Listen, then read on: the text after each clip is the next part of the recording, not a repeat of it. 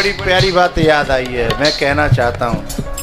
पत्नी और बेटा आदरणीय और सम्माननीय कौन से हैं? प्यार करने लायक पत्नी और प्यार करने लायक बेटा कौन से हैं बताऊं? कि रहने दो ना ही कर रहे तो ये पंडित जी ना मानते, जिमो तो जरूर कहते बताओ, चाहे कोई बात हो बताओ,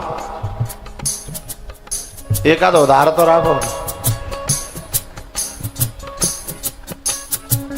चलो तो आप जैसे कहो तैसे। बात कहनी है मुझे। एक छोटा सा लड़का आया, छोटा सा क्यों, उम्र का था 16, 17, 18 साल का। उसने एक बाप से आके कहा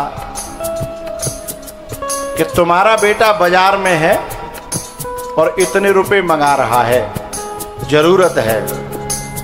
बाप ने कहा सुन बेटा, उसके दोस्त से बाप कह रहा है, बात तो समझ रहे हो ना?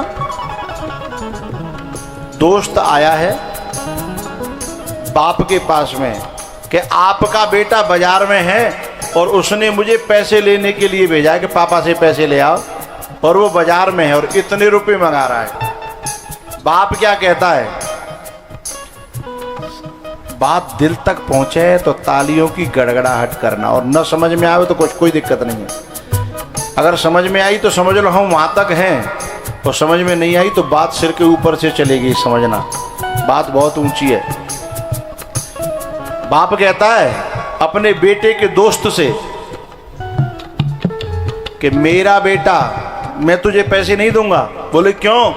मेरा बेटा फालतू की कामनाओं को अपने बस में रखता है।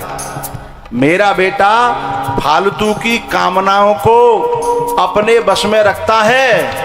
पहले अपने बाप का बटुआ देखता है, फिर बाजार में कदम रखता है।